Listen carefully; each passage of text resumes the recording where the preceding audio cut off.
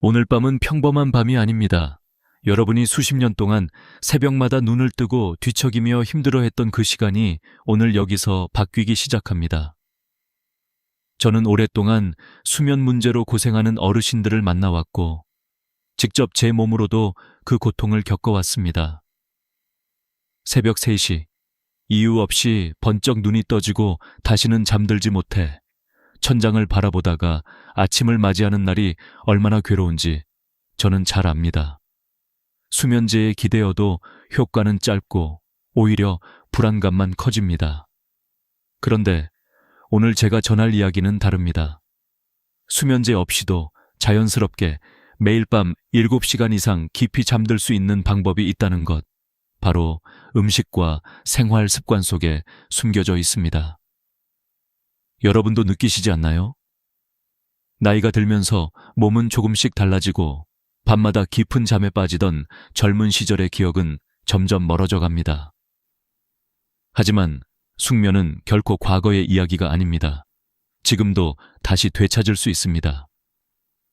중요한 건 포기하지 않는 마음과 올바른 지식입니다. 이 두 가지가 합쳐지면 잃어버린 잠은 언제든 돌아옵니다. 저는 이 이야기를 시작할 때 일부러 무겁게 열었습니다. 왜냐하면 여러분이 이 고통을 얼마나 오래 안고 살아왔는지 알기 때문입니다. 그러나 동시에 오늘 밤이 반전의 시작이 될 수 있다는 희망을 전하고 싶기 때문입니다. 저도 그랬습니다. 그리고 수많은 환자분들이 그랬습니다. 믿기 어렵겠지만 어떤 분은 수십 년 동안 수면제를 먹어야 겨우 2~3시간 눈을 붙일 수 있었는데 지금은 매일 밤 자연스럽게 7시간을 잔다고 합니다. 어떻게 그럴 수 있었을까요? 마법 같은 약 때문이 아닙니다. 특별한 수술이나 거창한 치료 때문도 아닙니다. 바로 일상 속에서 무심코 지나치던 5가지 음식, 그리고 작은 습관의 변화가 기적을 만들었습니다. 제가 오늘 이 자리에서 드리는 이야기는 단순한 정보 전달이 아닙니다. 저 자신이, 또 수많은 노년의 환자분들이 직접 체험한 생생한 변화의 기록입니다. 여러분은 지금 어떤 상태로 이 영상을 보고 계신가요? 혹시 오늘도 오늘 밤은 또 어떻게 버틸까 걱정하면서 휴대폰을 들고 계신가요? 혹은 나이 들면 원래 잠이 안 오는 거지라며 체념하고 계신가요? 하지만 절대 그렇지 않습니다. 나이와 상관없이 인간의 뇌와 몸은 여전히 숙면을 갈망하고 있습니다. 단지 그 길을 다시 열어주는 열쇠가 필요할 뿐입니다.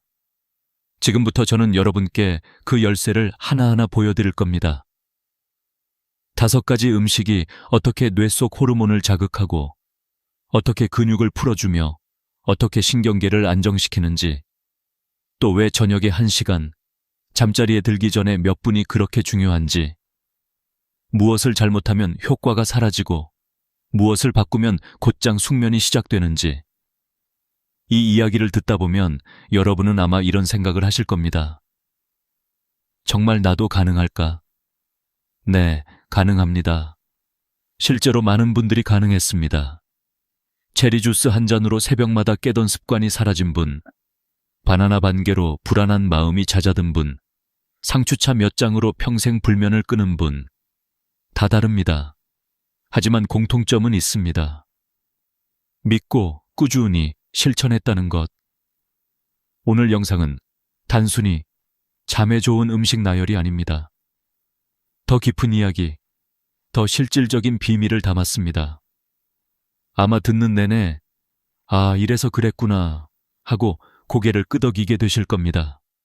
왜냐하면 과학과 경험이 합쳐져 있기 때문입니다. 저는 전문적인 연구와 실제 환자의 이야기를 함께 들려드리려 합니다. 그렇게 해야만 진짜 신뢰가 생기니까요. 이제 여러분의 밤은 달라질 겁니다. 단순히 잠을 자는 시간이 늘어나는 것이 아닙니다. 아침에 눈을 떴을 때 느끼는 개운함, 낮에 느껴지는 활력, 대화할 때 자연스럽게 나오는 미소, 그 모든 게 함께 돌아옵니다. 이것이 숙면의 진짜 힘입니다. 그러니 지금 이 순간 마음을 열고 이 이야기를 끝까지 들어주세요. 여러분이 기다려온 답은 멀리 있지 않습니다. 바로 여러분의 식탁과 일상 속에 숨어 있습니다. 오늘 밤 새벽 3시에 번쩍 깨던 그 순간이 사라지는 날이 될 수도 있습니다. 잠이 우리를 떠난 이유를 이해하는 것은 아주 중요합니다. 단순히 나이가 들어서가 아닙니다. 많은 분들이 60세 넘으면 원래 잠이 줄어드는 거야 라고 생각하시지만 사실 그것은 오해입니다. 진짜 원인은 우리 몸속 호르몬과 생활 리듬의 변화에 있습니다. 젊을 때는 저녁이 되면 자연스럽게 졸음이 쏟아졌는데 지금은 오히려 눈이 또렷해지고 시계만 자꾸 보게 되는 이유가 있습니다. 가장 큰 원인은 멜라토닌과 세로토닌의 감소입니다. 멜라토닌은 잠 호르몬이라 불리고 세로토닌은 마음을 안정시켜 잠의 문을 열어주는 역할을 합니다. 그런데 20대와 비교했을 때 70대의 멜라토닌 분비량은 절반 이하로 줄어듭니다. 세로토닌 역시 햇빛, 운동, 식사 패턴에 따라 크게 좌우되는데 나이가 들면 활동량과 햇빛 노출이 줄어들면서 점점 부족해집니다. 그러니 밤이 와도 몸은 잠에 들어갈 신호를 만들지 못하고 결국 눈을 뜬 채 뒤척이게 되는 겁니다. 여기에 더해지는 것이 코르티솔입니다. 스트레스 호르몬이라고 부르는 코르티솔은 원래 아침에 분비되어 몸을 깨우는 역할을 합니다. 그런데 나이가 들수록 코르티솔 분비 패턴이 흐트러져 밤에도 높게 유지되는 경우가 많습니다. 그래서 마음이 괜히 불안하고 작은 소리에도 예민해지며 깊은 잠에 들어가지 못하는 것이지요. 생활 습관도 빼놓을 수 없습니다. 퇴직 후 낮 동안 활동량이 줄고 텔레비전이나 휴대폰 화면을 오래 보게 되면서 몸의 생체 시계가 혼란스러워집니다.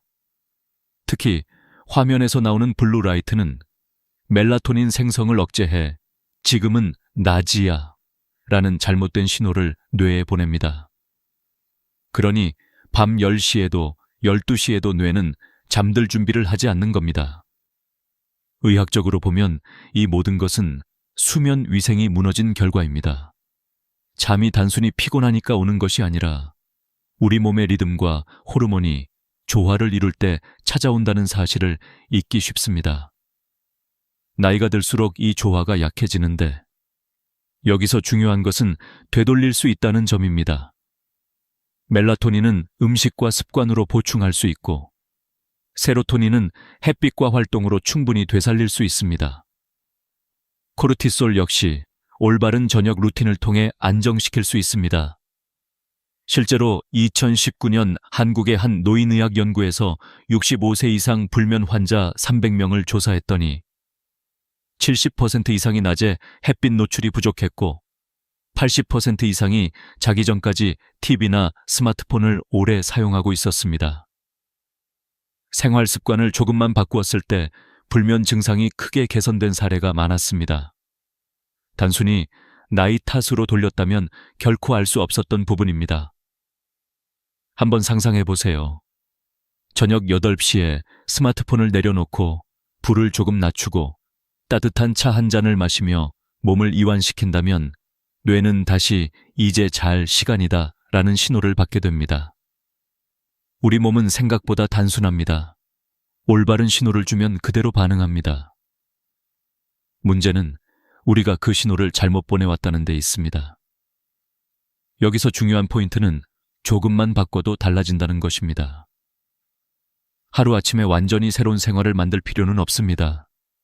단 10분의 산책, 단 30분의 화면 줄이기, 단 한 가지 음식의 추가만으로도 몸은 즉각 반응합니다. 실제로 많은 환자분들이 한두 가지 습관만 바꿔도 며칠 만에 수면의 질이 개선되는 경험을 하셨습니다. 그러니 결론은 명확합니다. 잠이 우리를 떠난 것이 아니라 우리가 잠에게 잘못된 길을 안내해온 겁니다. 이제부터 다시 그 길을 바로잡으면 됩니다. 멜라토닌과 세로토닌을 채워주고 코르티솔을 잠재우며 생체 시계를 원래 자리로 돌려놓는 것. 그 시작이 바로 여러분의 식탁과 일상 속 작은 선택에 있습니다. 이제 본격적으로 어떤 음식들이 그 역할을 하는지 살펴볼 차례입니다. 여러분이 늘 보던 과일과 채소, 그리고 평범한 곡식들이 사실은 잠의 열쇠라는 사실을 알게 되면 분명 놀라실 겁니다. 그리고 그 놀라움이 바로 희망이 될 것입니다. 잠을 부르는 5가지 음식에 대해 이야기할 때 많은 분들이 처음에는 반신반의합니다. 과일과 채소, 곡식 따위가 어떻게 수면제를 대신할 수 있을까 하고 말이지요.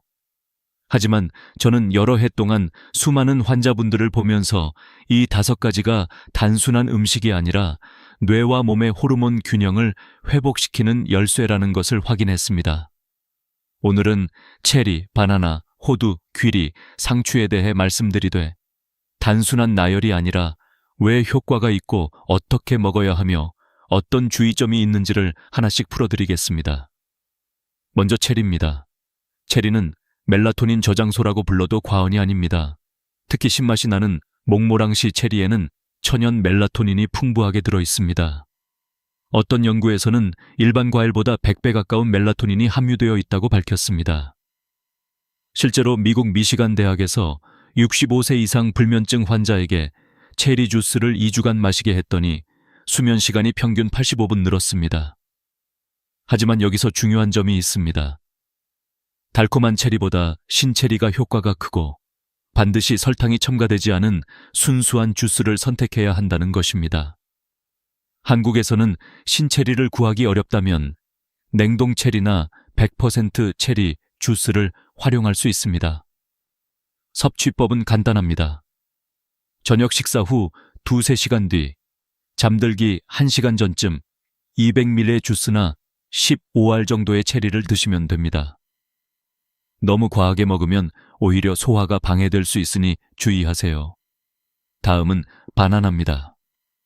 바나나는 단순한 과일이 아니라 트립토판 공장입니다. 트립토판은 뇌에서 세로토닌으로 변환되고 다시 멜라토닌으로 전환되어 숙면을 돕습니다. 게다가 바나나에는 마그네슘과 칼륨이 풍부해 긴장을 풀고 신경을 안정시켜줍니다. 하버드 의대 보고서에 따르면 노인의 90%가량이 마그네슘 결핍을 겪고 있었는데 이는 수면 장애와 깊은 관련이 있습니다. 바나나는 그 부족분을 채워주는 훌륭한 도구입니다. 단, 익은 정도가 중요합니다. 너무 덜 익으면 소화가 어렵고 너무 과숙하면 당분이 과해 혈당을 올립니다.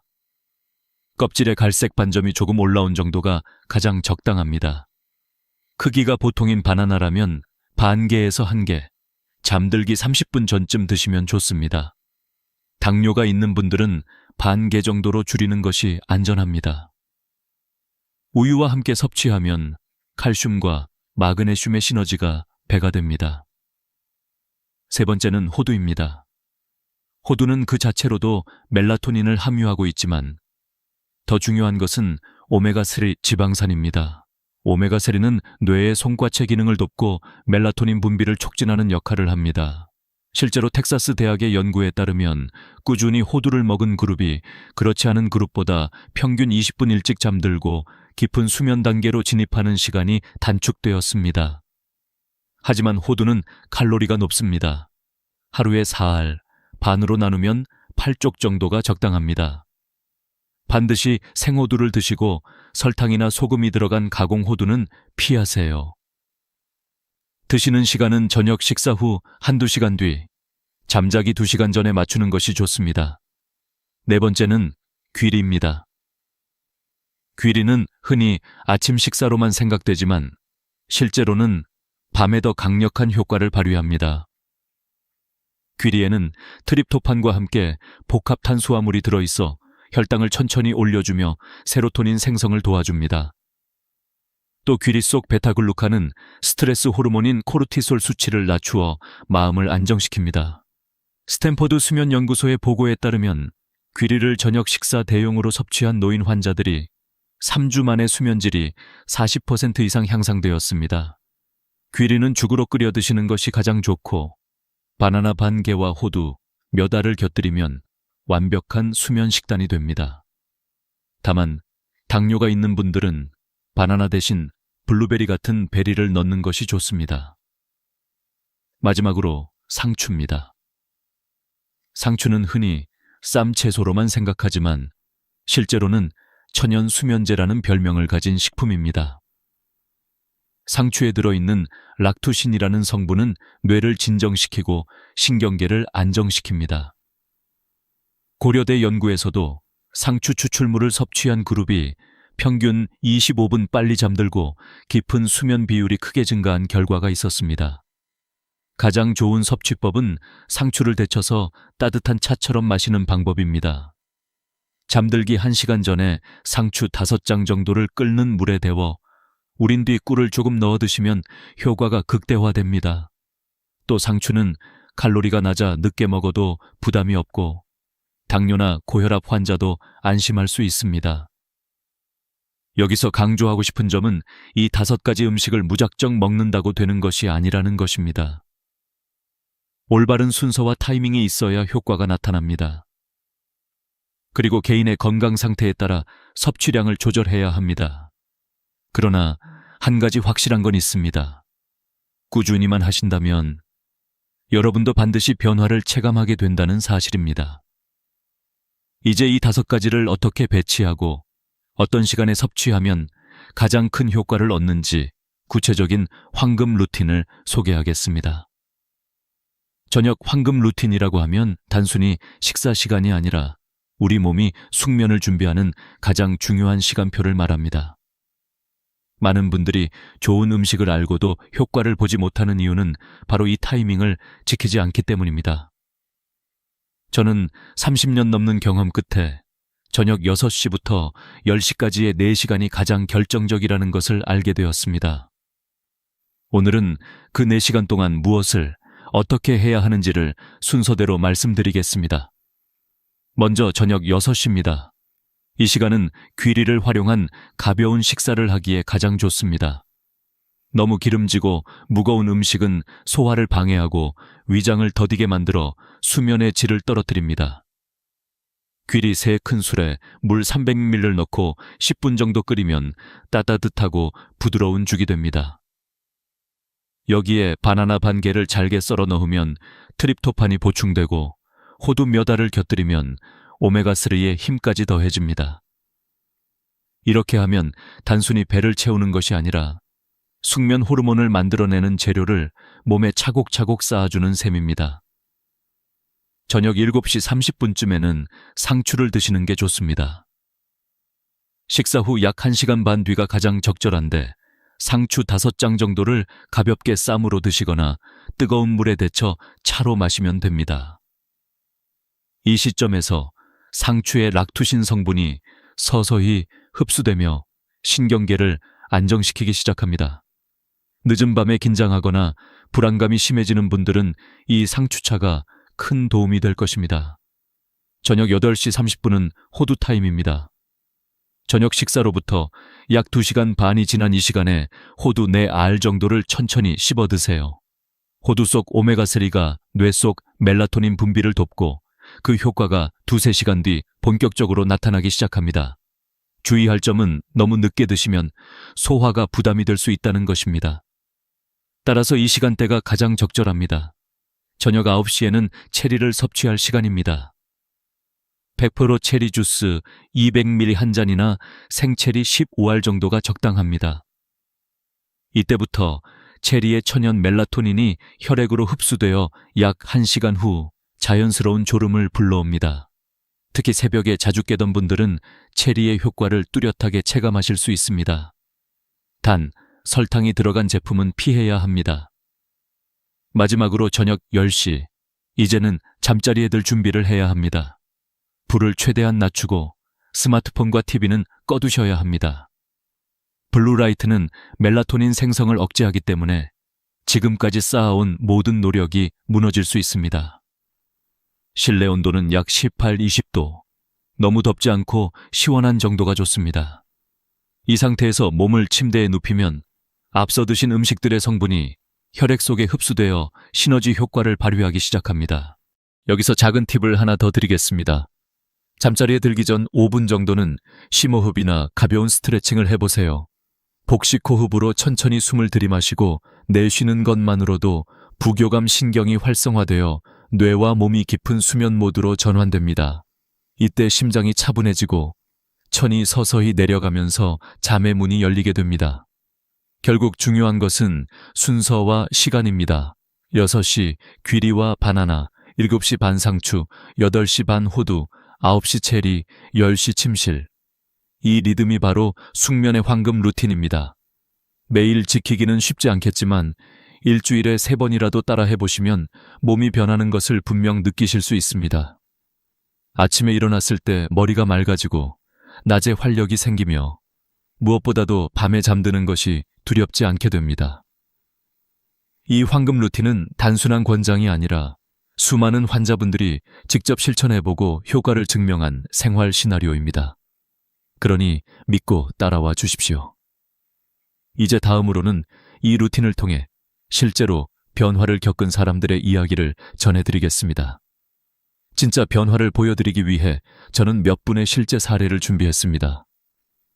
이름은 가명이지만 모두 제가 직접 상담하고 지켜본 어르신들의 이야기입니다. 이분들의 경험은 단순한 데이터가 아니라 여러분과 똑같이 새벽마다 눈을 뜨고 고통받던 사람들이 어떻게 달라졌는지를 보여주는 생생한 증거입니다. 첫 번째 사례는 72세 김영자 할머니입니다.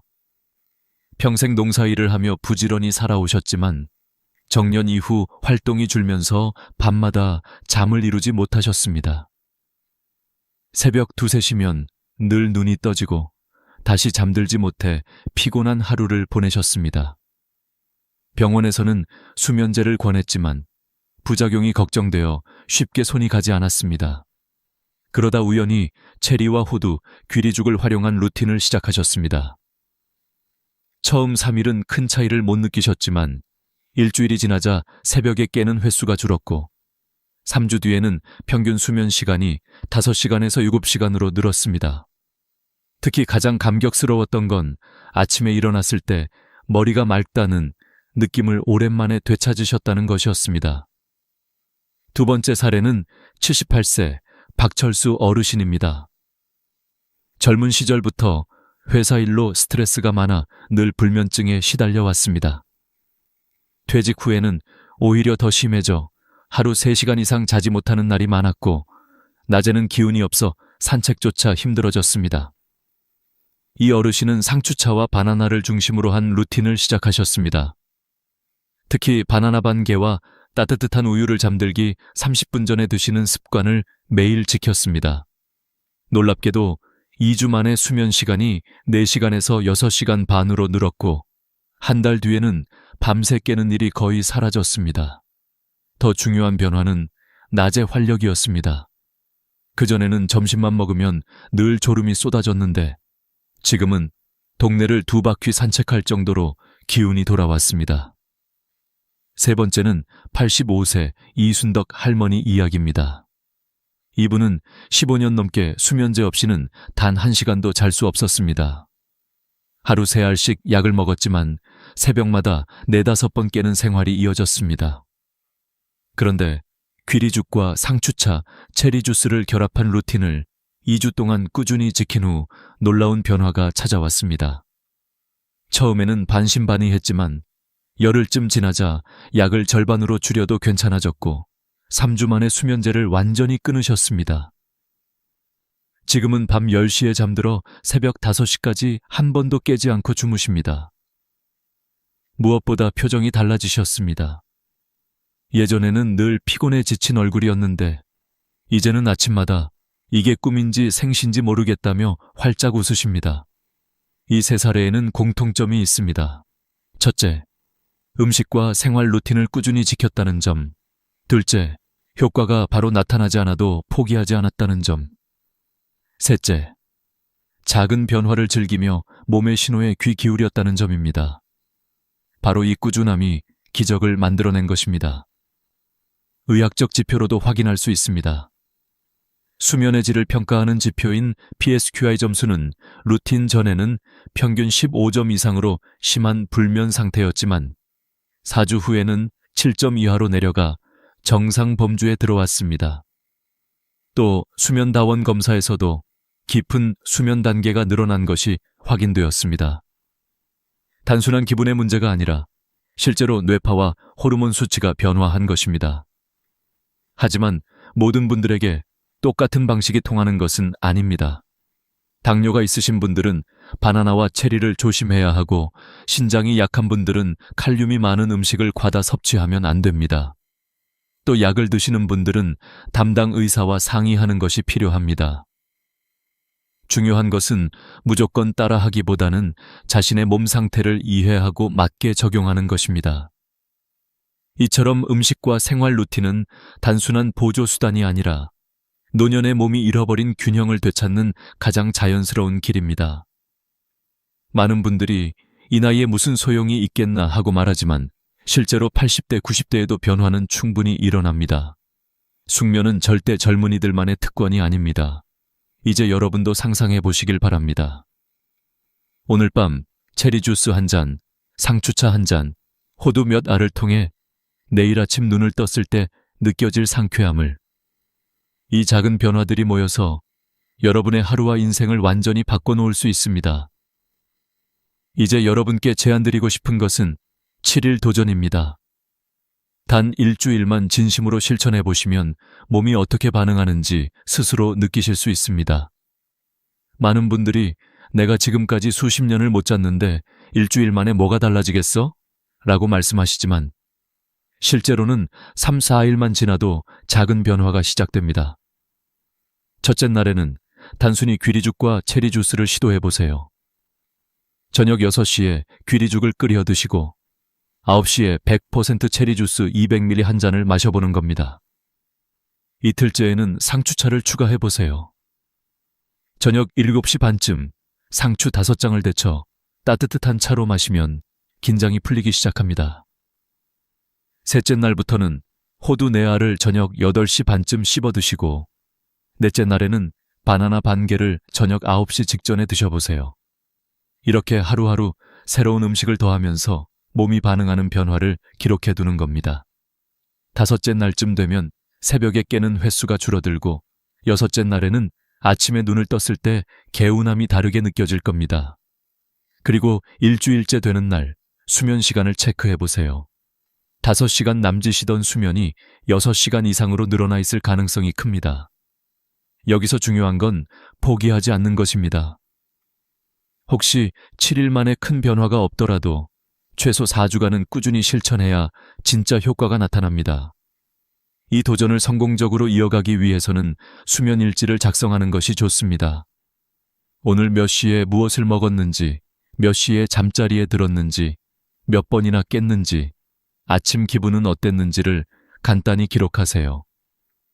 이런 작은 습관이 오히려 뇌에 긍정적인 자극을 주어 숙면을 강화합니다. 또 스스로 변화를 확인할 수 있기 때문에 동기부여도 됩니다. 4주간의 유지 전략도 필요합니다. 첫째, 음식 섭취는 일정하게 지키되 가끔 변화를 주세요. 예를 들어 체리 대신 블루베리를, 귀리 대신 보리차를 활용하는 식입니다. 둘째, 수면 환경은 항상 일정하게 유지하세요. 방 온도는 18, 20도, 조명은 최대한 낮추고 전자기기는 9시 이후 사용하지 않는 것이 좋습니다. 셋째, 낮에 20분 정도의 햇빛 산책을 꼭 포함하세요. 세로토닌 분비가 늘어나 밤에 멜라토닌으로 전환되며 숙면을 돕습니다. 그리고 중요한 건 재발 방지입니다. 많은 분들이 한동안 좋아졌다가 다시 원래대로 돌아갑니다. 가장 흔한 이유는 생활 리듬의 무너짐입니다. 모임이나 여행이 있더라도 되도록 일정한 시간에 식사하고 잠자리에 드는 습관을 유지해야 합니다. 또 과식, 음주, 늦은 카페인 섭취는 다시 불면을 불러옵니다. 특히 커피뿐 아니라 홍차, 녹차, 초콜릿에도 카페인이 있다는 점을 잊지 마세요.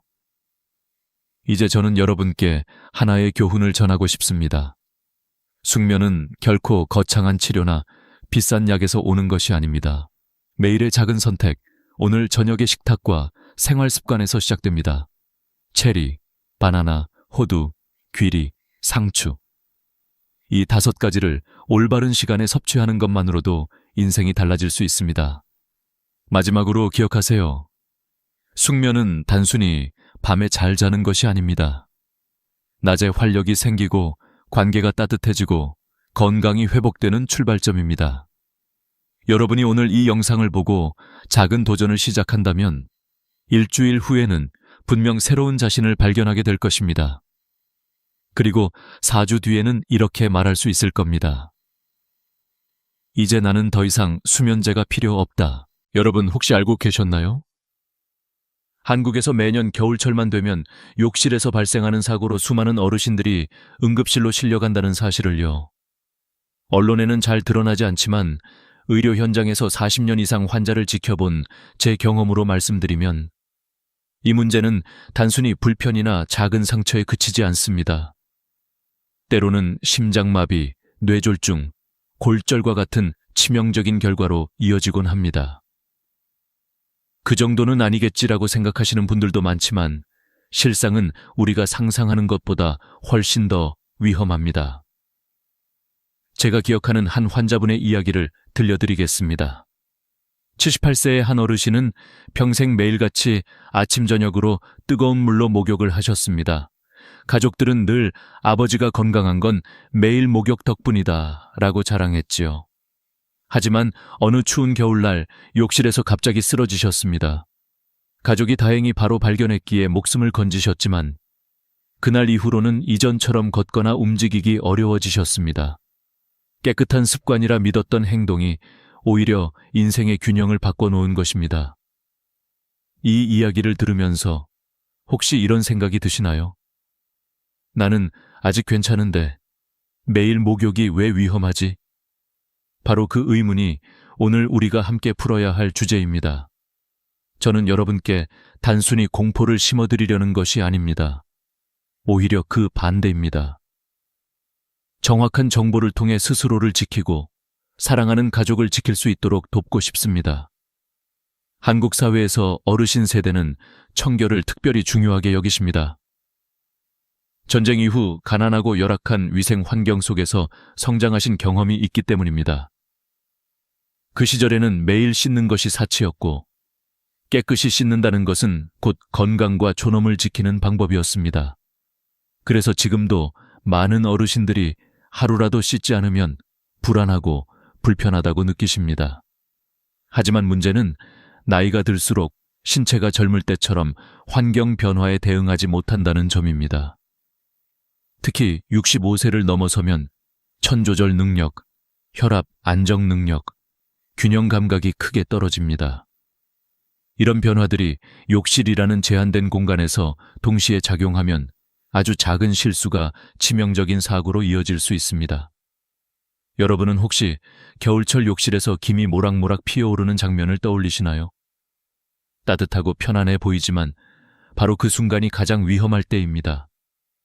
뜨거운 물속에서 혈관은 순식간에 확장되고 심장은 급격한 변화를 따라잡으려 애씁니다. 그 결과 갑작스러운 저혈압, 어지럼증, 심지어 실신으로 이어질 수 있습니다. 제가 매년 병원에서 만나는 수많은 사례가 이를 증명합니다.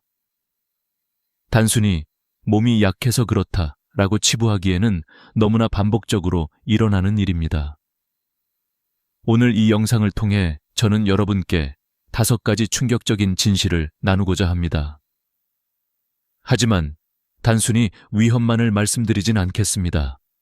각 진실 뒤에는 반드시 여러분이 실천할 수 있는 구체적인 방법과 지혜도 함께 드릴 겁니다. 그 방법은 제가 오랜 세월 수천 명의 환자를 진료하면서 직접 검증한 것들이기에 실제 생활에 바로 적용할 수 있습니다.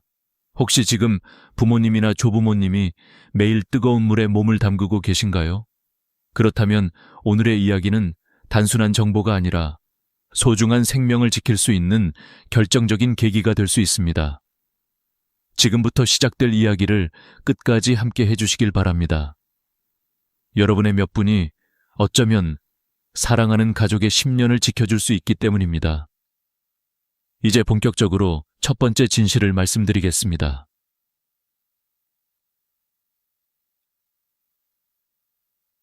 뜨거운 물의 함정, 한국의 겨울 유난히 차갑고 길지요. 그래서 많은 어르신들이 하루의 피로를 풀기 위해 뜨끈한 물에 몸을 담그곤 합니다. 마치 그 순간만큼은 모든 근심이 씻겨 내려가는 듯한 기분을 주기 때문입니다. 그러나 바로 그 따뜻함이 사실은 심장과 혈관에 가장 큰 부담을 주고 있다는 사실을 아시는 분들은 많지 않습니다. 제가 40년 동안 진료실에서 만난 수많은 환자들이 공통적으로 보였던 문제 중 하나가 바로 뜨거운 물로 인한 혈압 변화였습니다. 젊었을 때는 뜨거운 물이 몸의 피로를 풀어주지만 65세 이상이 되면 상황은 완전히 달라집니다. 혈관이 순간적으로 확장되며 혈압이 급격히 떨어지고 심장은 이 변화를 따라잡지 못해 심각한 부정맥이나 심부전으로 이어질 수 있습니다. 특히 고혈압이나 협심증, 심근경색을 앓았던 분들에게는 치명적일 수 있지요. 실제 사례를 하나 말씀드리겠습니다. 82세 김모 어르신은 평생 목욕광이라고 불릴 만큼 매일같이 뜨거운 물에 들어가셨습니다. 가족들도 늘 그 모습을 당연하게 받아들였고 어르신 스스로도 내 건강의 비결은 바로 매일 목욕이다 라고 자랑하셨습니다. 하지만 어느 겨울날 평소와 다름없이 뜨거운 물에 몸을 담그던 중 갑자기 호흡이 가빠지고 의식을 잃으셨습니다. 다행히 곁에 있던 아들이 급히 119에 신고해 목숨은 건지셨지만 이후로는 심장이 예전 같지 않아 약물 치료와 꾸준한 관리가 필요하게 되었습니다. 평생의 습관이 하루아침에 건강을 위협하는 순간으로 바뀐 것입니다. 여기서 우리가 주목해야 할 점은 과학적 근거입니다. 실제로 노인의 경우 41도 이상의 뜨거운 물에 15분 이상 몸을 담그면 심혈관계 부담이 2030% 증가한다는 연구 결과가 있습니다. 이는 단순히 휴식을 취하는 행위가 아니라 마치 가볍게 조깅을 하는 것과 비슷한 심장 부담을 주는 셈입니다. 젊은 사람이라면 괜찮을지 몰라도 이미 노화로 자율신경계가 약해진 65세 이상 어르신들에게는 위험한 도전이 될 수 있습니다. 저는 이러한 위험을 줄이기 위해 몇 가지 구체적인 방법을 환자들에게 늘 권장합니다. 첫째, 물의 온도를 반드시 38~40도 이하로 유지하세요. 손등에 물을 뿌려 편안하다라는 느낌이 들 정도가 가장 안전합니다. 둘째, 목욕 시간은 10분을 넘기지 않는 것이 좋습니다. 오랫동안 뜨거운 물에 있으면 몸은 편안해지는 듯하지만 사실은 심장은 그 시간 동안 끊임없이 무리를 당하고 있습니다. 셋째, 목욕 전후에는 반드시 충분히 수분을 섭취하세요. 탈수 상태에서 뜨거운 물에 들어가면 혈압이 더 쉽게 떨어집니다. 넷째, 앉아서 목욕하거나 샤워하는 습관을 들이세요. 혹시 모를 실신에 대비해 낙상 위험을 줄일 수 있습니다. 다섯째, 가능하다면 혼자 목욕하지 말고 가족이 근처에서 지켜봐 주는 것이 좋습니다. 특히 80세 이상이라면 더욱 그렇습니다. 이쯤에서 혹시 이런 의문이 드실지도 모릅니다. 그럼 이제 평생 뜨거운 물에 못 들어가는 건가요? 아닙니다. 중요한 건 습관의 전환입니다. 뜨거운 물 대신 미지근한 물에서 짧게 목욕을 즐겨도 충분히 몸을 이완시킬 수 있습니다. 실제로 제 환자 중에는 처음에는 아쉬웠지만 오히려 지금은 가볍고 상쾌하다라고 말씀하시는 분들이 많습니다. 뜨거움이 아니라 편안함을 선택하는 것이 건강을 지키는 길입니다. 마지막으로 한 가지 기억하셔야 할 점이 있습니다. 사고는 대체로 나는 괜찮다라는 자만심 속에서 일어납니다. 하지만 몸은 나이를 속이지 않습니다. 65세 이후의 신체는 미묘한 변화에도 크게 흔들릴 수 있습니다. 오늘 제가 드린 이야기는 단순한 경고가 아니라 앞으로의 삶을 더욱 안전하게 만들기 위한 지혜입니다. 작은 습관의 변화가 심장을 지키고 나아가 생명을 지킬 수 있습니다. 이제 두 번째 진실을 확인했으니 다음으로는 또 다른 은밀한 위험, 바로 피부 건강에 얽힌 이야기를 이어가겠습니다. 피부의 비밀. 여러분, 혹시 이렇게 생각해 본 적이 있으신가요? 매일 뜨거운 물로 구석구석 씻는 것이 오히려 피부 건강을 해칠 수 있다는 사실을요. 많은 분들이 청결을 위해 혹은 깔끔한 습관이라고 믿으며 매일같이 비누로 몸을 씻습니다. 그러나 나이가 들수록 피부는 젊을 때와 달라지고 그로 인해 오히려 깨끗함이 병이 되는 순간이 찾아옵니다. 제가 진료실에서 만난 수많은 어르신들 가운데 공통적으로 호소하던 증상이 바로 심한 피부 건조와 가려움증이었습니다. 78세 김모 할머니의 경우가 대표적입니다. 평생 청결을 철저히 지키시며 하루도 빠짐없이 목욕을 하셨습니다.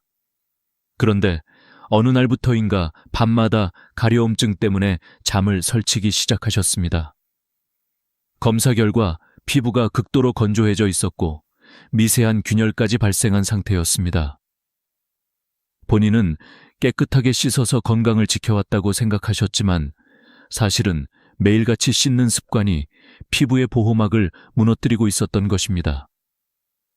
의학적으로 설명드리자면 65세 이상이 되면 피부의 지질 생성이 20대의 절반 수준으로 떨어집니다. 다시 말해 피부 스스로 수분을 붙잡고 보호할 힘이 약해진다는 것이죠. 이런 상태에서 매일 뜨거운 물과 강한 비누로 씻으면 남아있던 보호막까지 사라지고 피부는 갈라지며 쉽게 손상됩니다.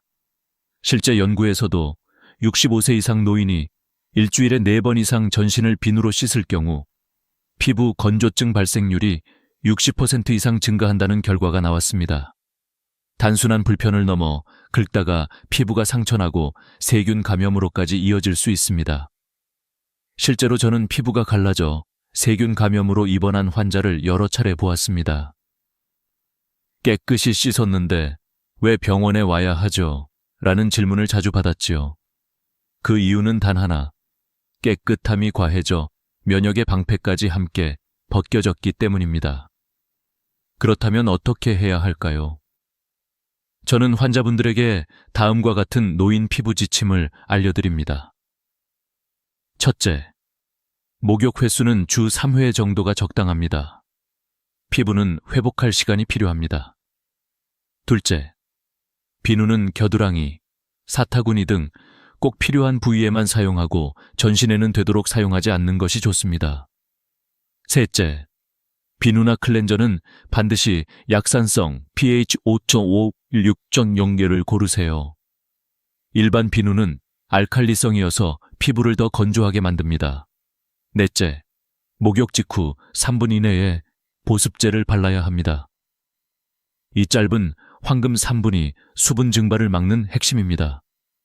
다섯째, 세라마이드나 히알루론산이 들어있는 보습제를 사용하세요.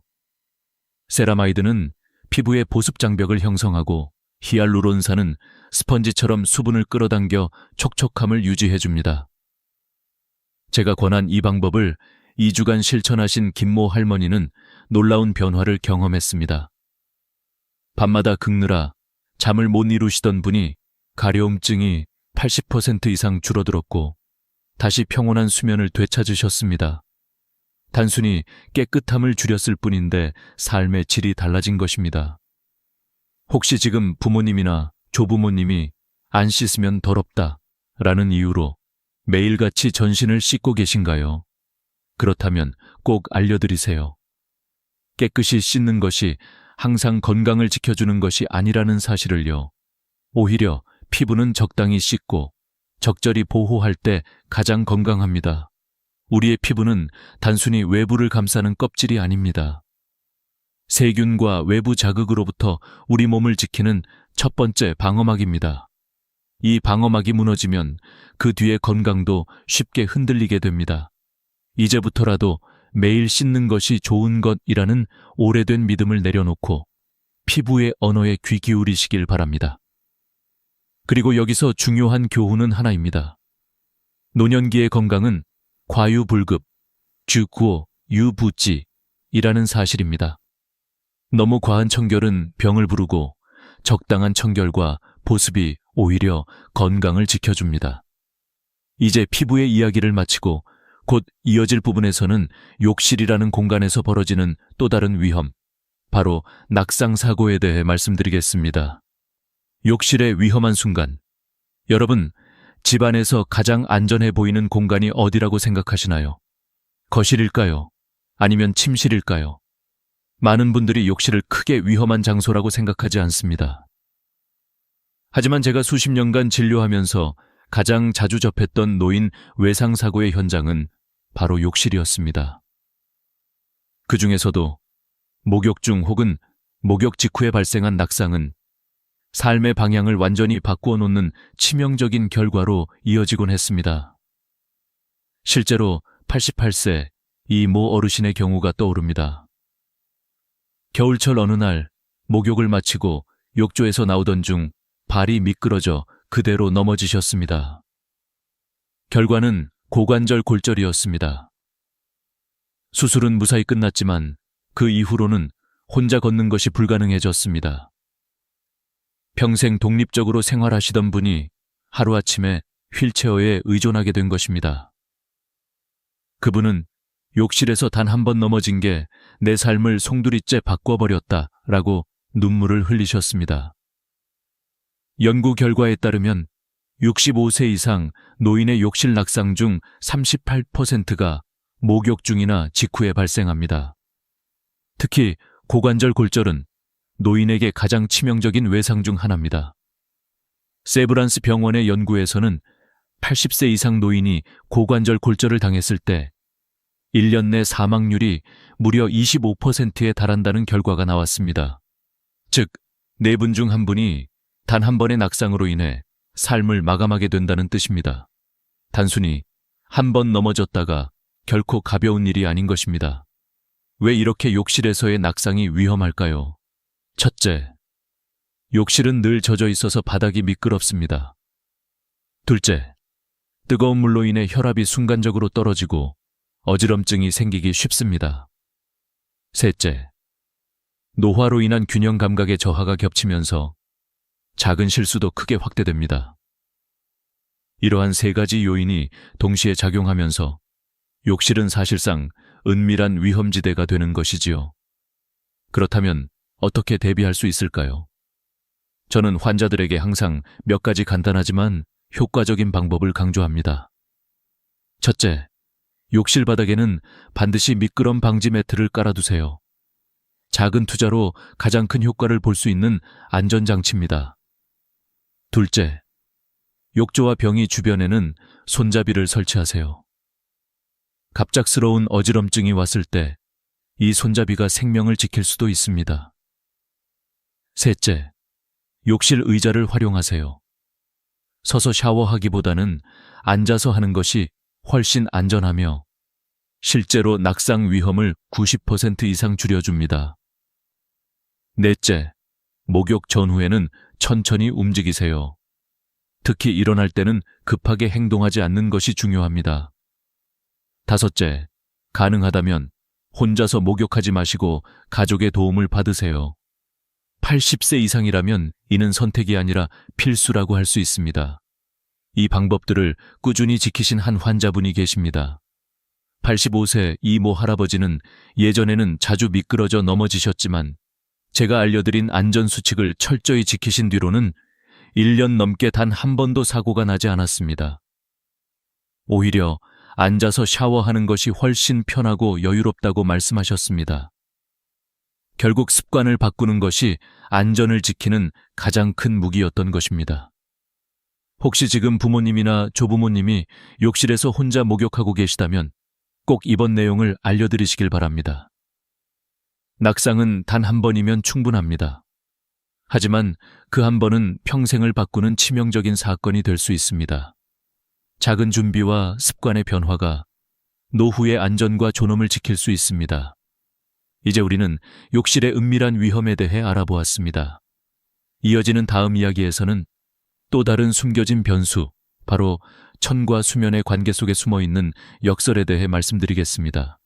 천과 수면의 역설, 많은 분들이 이렇게 말씀하십니다. 뜨거운 물로 몸을 뜨고 나면 숙면에 도움이 된다. 젊었을 때는 이 말이 맞을 수도 있습니다. 하지만 65세 이상이 되면 이야기는 완전히 달라집니다. 실제로 제가 연구팀과 함께 진행한 수면 연구에서 75세 이상 노인 200명을 대상으로 실험한 결과는 매우 충격적이었습니다. 뜨거운 물로 목욕을 한 그룹은 오히려 수면의 질이 저하되고 깊은 잠에 드는 시간이 짧아졌으며 밤중에 깨는 횟수가 크게 늘어났습니다. 뜨거운 목욕이 숙면을 돕는다라는 믿음이 노년기에는 역설적으로 건강을 해치는 결과로 이어진 것입니다. 왜 이런 현상이 생길까요?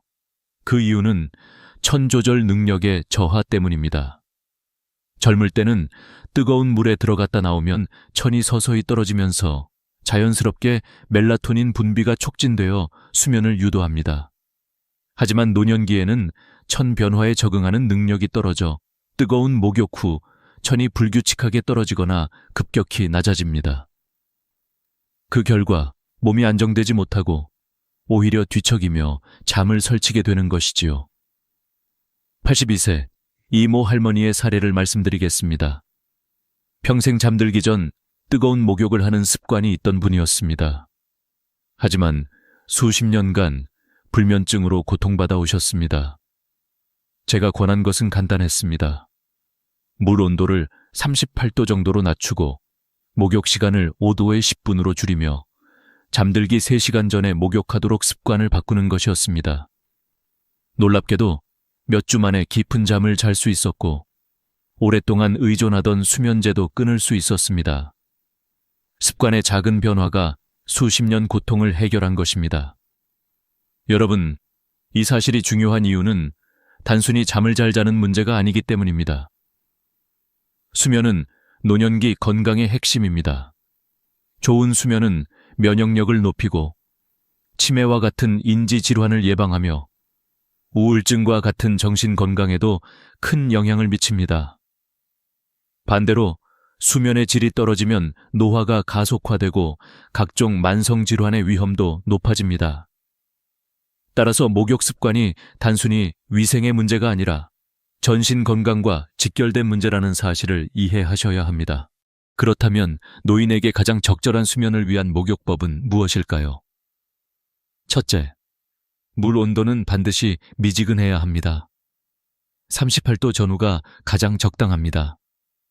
둘째, 목욕 시간은 짧게 5대 10분을 넘기지 않는 것이 좋습니다. 셋째, 목욕은 잠들기 직전이 아니라 최소 3시간 전에 하셔야 합니다. 그래야 천이 안정되면서 자연스럽게 졸음이 찾아옵니다.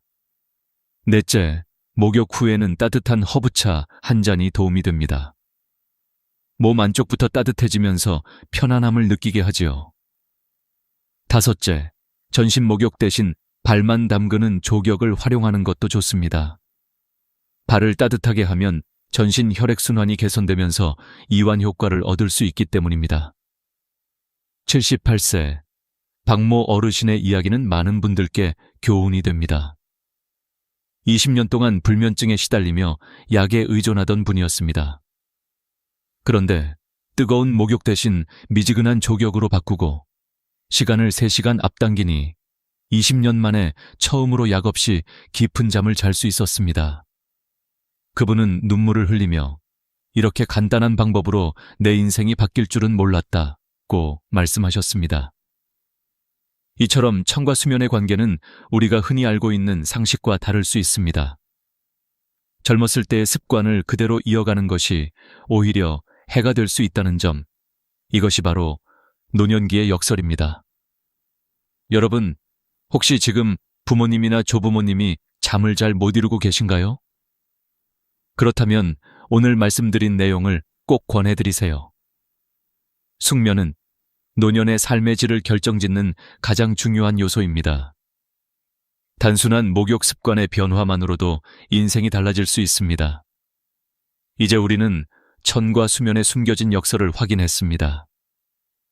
다음으로는 너무 깨끗하려다 오히려 병을 불러오는 놀라운 현상, 바로 청결의 역효과에 대해 말씀드리겠습니다. 깨끗함의 역효과, 우리는 평생 이렇게 배워왔습니다. 깨끗이 씻어야 건강하다. 그러나 노년기에 들어서면 이 상식이 오히려 독이 될 수 있다는 사실 믿기시나요? 저는 수많은 환자들을 통해 이 역설적인 진실을 확인했습니다. 너무 자주, 너무 강하게 씻는 습관이 오히려 몸의 방어막을 무너뜨리고 각종 질환을 불러오는 원인이 되곤 했습니다. 우리 피부에는 마이크로바이옴이라고 불리는 수많은 유익한 세균이 살고 있습니다. 이 좋은 세균들은 나쁜 세균이 침투하지 못하도록 막아주는 보이지 않는 군대와도 같습니다. 하지만 매일 비누와 항균 제품으로 전신을 씻어내면 이 군대마저 함께 사라지게 됩니다. 젊을 때는 빠르게 회복되던 균형이 노년기에는 회복 속도가 크게 늦어집니다. 그 결과 피부 면역력이 약해지고 작은 상처나 자극에도 쉽게 감염이 발생하는 것이지요.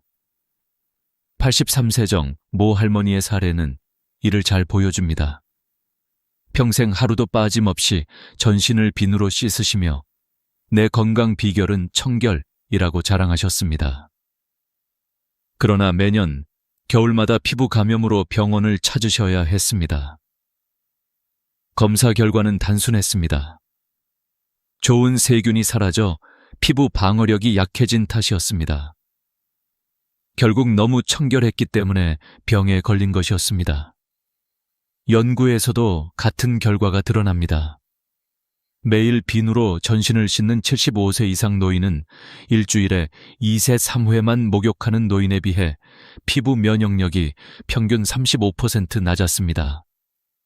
또 다른 연구에서는 매일 목욕하는 노인들이 상기도 감염, 즉 감기나 기관지염에 더 자주 걸린다는 결과도 나왔습니다.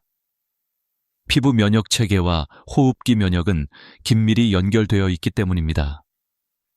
깨끗함이 곧 건강이라는 믿음이 노년기에는 오히려 병의 문을 열어주는 셈입니다. 그렇다면 어떻게 해야 할까요? 첫째, 전신 목욕은 주 200%로 유지하세요. 건조한 환경은 피부 세균 균형을 쉽게 무너뜨립니다. 실제로 83세 경모 할머니는 이러한 방법을 1년간 꾸준히 실천하셨습니다. 결과는 놀라웠습니다. 이전에는 매년 겨울마다 반복되던 피부 감염이 단 한 번도 발생하지 않았습니다. 오히려 피부가 촉촉하고 건강해졌다고 기뻐하셨습니다. 여러분, 여기서 중요한 교훈은 하나입니다. 노년기의 건강은 깨끗함의 정도가 아니라 균형에서 결정된다는 것입니다. 너무 더럽게 지내도 문제지만 너무 과하게 씻어도 문제입니다. 특히 나이가 들수록 적당함이 최고의 약이 됩니다. 혹시 지금 부모님이나 조부모님이 항균 제품을 쓰며 매일같이 전신을 씻고 계신가요? 그렇다면 오늘의 이야기를 꼭 알려드리세요. 깨끗함이 곧 건강이라는 믿음이 오히려 병의 원인이 될 수 있다는 사실을요. 이제 우리는 청결의 역효과까지 확인했습니다. 마지막으로 지금까지 말씀드린 모든 내용을 종합하여 삶의 지혜와 마무리의 메시지를 나누고자 합니다. 삶의 지혜와 마무리 여러분, 지금까지 저는 노년기의 목욕과 관련된 5가지 충격적인 진실을 말씀드렸습니다. 뜨거운 물이 심장을 위협하고 매일 목욕이 피부를 건조하게 만들며 욕실에서의 작은 낙상이 인생을 바꿀 수 있다는 사실, 청과 수면의 역설, 그리고 과도한 청결이 오히려 면역을 약하게 한다는 점까지 들으시면서 혹시 마음이 무거워지셨나요? 하지만 걱정하지 마십시오. 오늘의 이야기는 단순히 공포를 전하기 위한 것이 아니라 삶을 지키는 지혜를 나누기 위한 것이었습니다. 저는 수많은 환자들을 만나면서 한 가지 공통된 깨달음을 얻었습니다. 노년기의 건강은 많이 하는 것이 아니라 적절히 하는 것에서 온다는 사실입니다. 너무 많이 씻고 너무 뜨겁게 하고 너무 오래 하는 것이 아니라 적절한 횟수와 적당한 온도, 그리고 균형 잡힌 습관이 오히려 건강을 지켜줍니다. 93세 환자분 한 분은 이렇게 말씀하셨습니다. 어릴 땐 물이 귀해서 못 씻었고 늙어서는 물이 많아도 많이 씻으면 안 된다고 하니 결국 인생은 적당해야 하더군요. 그분의 말이 제 마음에 오래 남았습니다. 삶은 늘 균형을 요구합니다. 청결과 건강의 관계도 마찬가지입니다. 여러분, 이제부터라도 습관을 조금씩 바꿔보시길 권합니다. 주 2세 3회 전신 목욕만으로도 충분히 청결을 유지할 수 있습니다. 냄새가 나는 부위만 매일 부분 세정을 하셔도 위생에는 아무 문제가 없습니다. 무엇보다 가족들과의 대화가 중요합니다. 직접적으로 목욕을 줄이세요 라고 말씀드리면 반발심이 생길 수 있습니다. 대신 이렇게 접근해 보세요. 어머니, 요즘 의사 선생님이 그러시던데 나이가 들면 피부가 달라져서 매일 씻으면 오히려 건강에 해롭다고 하네요. 한번 같이 새로운 방법을 해보는 게 어떨까요? 또 한 가지 중요한 점은 평생의 습관은 하루아침에 바뀌지 않는다는 것입니다. 주 7회를 3회로 갑자기 줄이는 것이 아니라 먼저 6회, 그 다음 5회로 서서히 줄여나가는 방식이 훨씬 효과적입니다. 실제로 많은 환자분들이 이렇게 점진적으로 목욕 횟수를 줄이면서 더 건강해지고 삶의 질도 높아졌습니다. 오늘의 이야기를 통해 저는 여러분께 단순한 의학적 지식을 넘어 인생의 지혜를 전하고 싶었습니다. 노년기의 건강은 거창한 약이나 특별한 치료에서 오는 것이 아닙니다. 작은 습관의 변화, 사소한 배려, 그리고 균형 잡힌 생활이 바로 최고의 보약입니다. 혹시 지금 이 영상을 보고 계신 분들 중 부모님이나 조부모님이 계신가요? 그분들께 오늘 들으신 내용을 꼭 전해드리세요. 그것이 사랑을 전하는 가장 확실한 방법입니다. 작은 정보가 누군가의 생명을 지킬 수도 있습니다. 여러분, 오늘 제가 드린 메시지가 도움이 되셨다면 구독과 좋아요, 버튼 꼭 눌러주시고 알림 설정까지 해두시면 앞으로도 더 많은 건강 정보를 가장 먼저 받아보실 수 있습니다. 여러분의 응원이 저에게는 큰 힘이 됩니다. 건강한 습관으로 10년은 더 젊게, 20년은 더 행복하게 살아가는 그날까지 저는 계속해서 여러분과 함께하겠습니다. 지금까지 노후 지혜 TV였습니다. 감사합니다. 선생님, 어떻게 이렇게 건강하세요? 85세의 허재만 박사는 지난 50년간 환자들을 치료하며 끊임없이 건강을 유지해온 내과 전문의입니다. 이 질문은 그가 자주 받는 질문 중 하나입니다. 그리고 그는 언제나 같은 대답을 합니다. 비결은 간단합니다. 바로 저녁마다 한 잔의 막걸리입니다. 많은 사람들이 막걸리가 정말 건강에 도움이 된다고 믿기 힘들 수도 있습니다. 특히 나이가 들면서 몸이 점점 예전처럼 잘 움직이지 않거나 피로와 통증에 시달리는 분들이 많습니다. 그럼에도 불구하고 박사는 자기 자신을 살아있는 증거로 삼으며 막걸리의 효과를 믿고 있습니다. 하지만 박사는 단순히 막걸리를 마신다고 해서 건강이 좋아지는 게 아니라 제대로 된 방식으로 막걸리를 마셔야 한다고 강조합니다. 왜 막걸리일까요? 허재만 박사는 자신이 진료한 많은 고령의 환자들 중 막걸리를 정기적으로 섭취한 사람들은 병원에 자주 방문하지 않거나 점차 약을 줄이거나 아예 끊을 수 있었다고 말합니다. 이들은 당뇨, 고혈압, 소화불량, 그리고 숙면 부족과 같은 만성 질환을 겪고 있었지만 막걸리를 통해 그들의 건강 상태가 눈에 띄게 개선된 사례들이 많았습니다. 막걸리를 마시고 나서 많은 사람들의 체내 면역력이 강화되고 그동안 복용했던 약물이 크게 줄어드는 결과를 보였습니다. 그렇다면 왜 막걸리가 이런 효과를 가져오는 걸까요? 바로 막걸리 속에 포함된 유산균 덕분입니다. 유산균은 장 건강에 중요한 역할을 하고 면역 체계를 강화하며 심지어 뇌 건강에도 긍정적인 영향을 미친다고 알려져 있습니다. 이 살아있는 유산균들이 체내에서 균형을 잡아주고 전반적인 건강 상태를 개선시킵니다. 박사는 한 예를 들며 설명합니다.